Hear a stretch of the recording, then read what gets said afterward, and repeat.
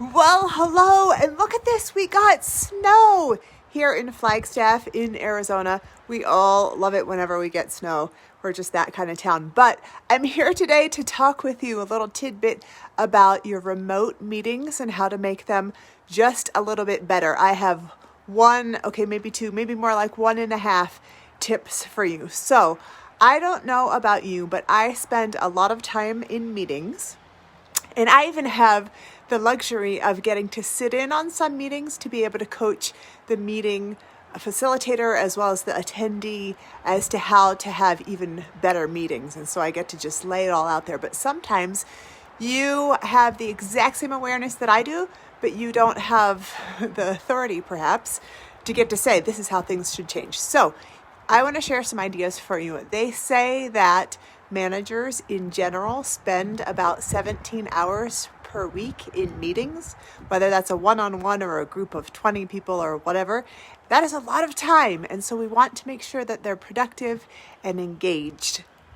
Now, we have been doing a lot of remote meetings. And so this tip that I have for you is for that. So there are many benefits to having meetings in person, right? But when we are using the remote environment, whether it's Zoom or Microsoft Teams or whatever you might be using, there's one feature, actually there's a couple features, but there's one feature that I especially love that you can utilize that's not an option in person, and it's the chat feature. So here is my tip for you. If you have meetings where the presenter, the facilitator, whatever, just starts in and people's brainwaves start to flatline, right? That is what often happens in meetings or in presentations.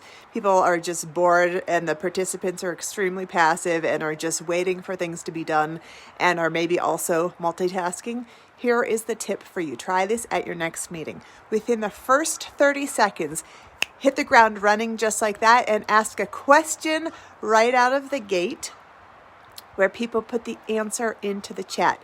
The reason this is an incredible feature is because everybody can answer at the same time. You don't have to take turns. You don't have to listen. You don't have to try and manage the person who's talking too much. You don't have to try and get the person to speak up who's more quiet. You just ask and everybody puts it in. It could be content specific in regards to what you're going to be talking about that day, or it can be just something personal, right? Like, what's one thing that everybody did this weekend or something like that. That gets people instantly engaged, and then they are present and their brainwaves are doing more of this, and then that will continue. That energy will continue on. Now, I'm getting really cold, but I'm out here just for you to be in the snow, right? It's so lovely.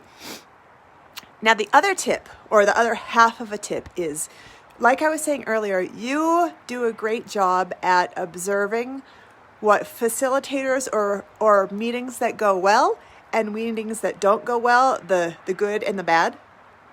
And I know we're often primed to notice what's not going well. If you're not the leader of the meeting, one thing you can do is give feedback to the leader, but here's how to do it. First, do a little bit of research.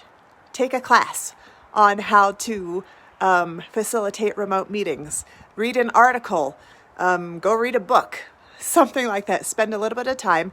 And your observations or your advice is going to be validated, right? We all know what proper meeting engagement and etiquette and stuff looks like. Then you get to go to that person and say, hey, I just recently did some learning about facilitating meetings well or having really highly productive, highly engaged meetings. And I have some tips or some ideas that I think would be really helpful for our 8 a.m. Friday meeting. Would you be open to me sharing some ideas with you that I think could be helpful? In that way, you can help. It's really hard when you're feeling like you're being held hostage by lifeless, unproductive meetings that are too long and don't have an agenda and people are talking over each other, all the problems, all the things. So then you get to, outside of the meeting, go and have this conversation with someone.